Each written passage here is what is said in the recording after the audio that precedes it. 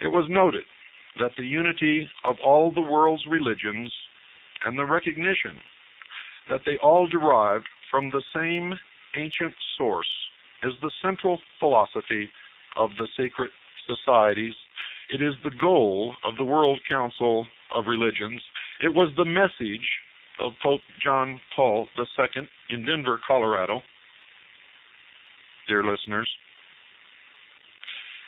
And he replaced the last pope who tried to be a good pope. He was murdered after exactly 33 days in office. Now, I read this from La Traviata. La Traviata, the December 1993 issue, I believe. Is it the December? Yes, December 1993 issue. To show you that I'm not the only insane person out here who has discovered the truth amongst all the lies. Anyone can do it. I don't know who wrote that. I never saw that paper before. It was sent to me by a CAJI member. The author's name, I don't believe, is listed there. And even if it was, I still don't know him. Anyone who wants to look for the truth and find it will find it. It's not hidden, ladies and gentlemen. In fact, today, even though it began as a conspiracy hundreds and thousands of years ago, today it is all being done in the open. They believe that all of us are so stupid, actually, that they even write books about it, disclosing their whole intentions, all of their plans, knowing that none of you will ever read those books.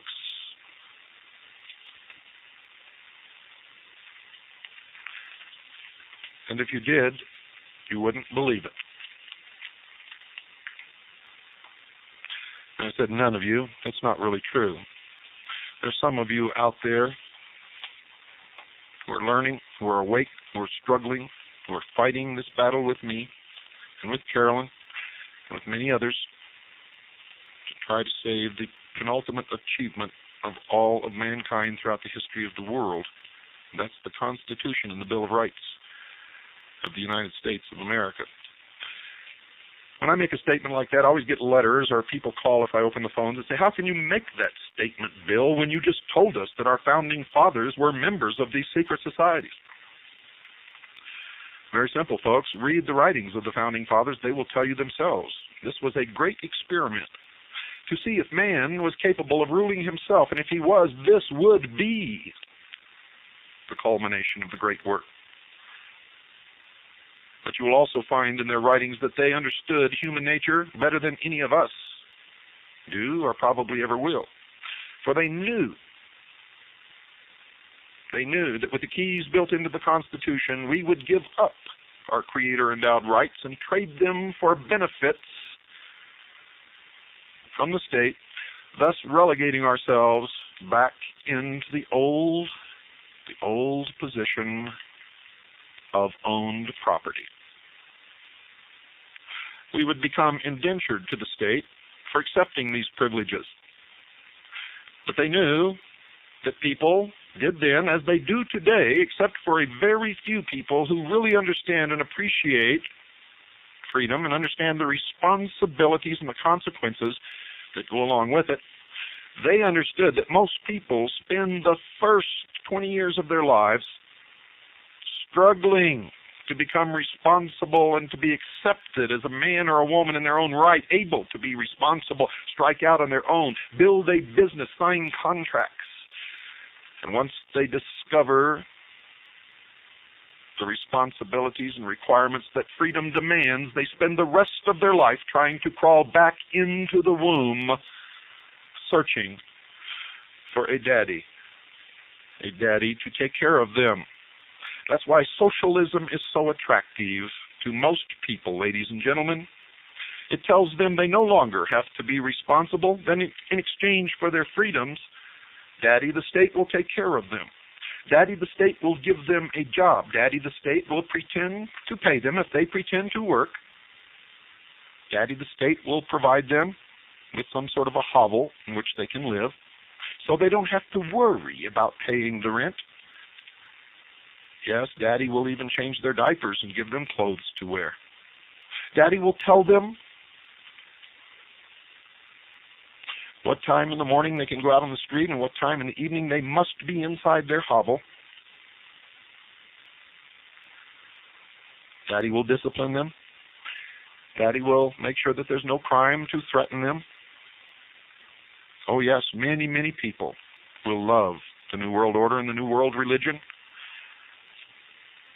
and the new world of entertainment that will be erected in place of the old Roman circus in order to keep the populace entertained and diverted. Mindless. Libraries will be filled with the new history books and the new politically correct dogma of the new politically correct world and the new politically correct religion. And everywhere you look, you will see the symbols of the generative force, the phallus of Osiris, the representation of the old god of Babylon, Baal, Nimrod. Isis will be everywhere. You see, for Osiris is the doctrine, Isis is the church, Horus is the great body of initiates that will rule you. They call themselves wolves. And of course, dear listeners, you are the sheep, the legal and lawful prey of the wolves. A nation or world of people who will not use their intelligence are no better than animals who do not have intelligence. Such people are beasts of burden, and yes, stakes on the table by choice and consent.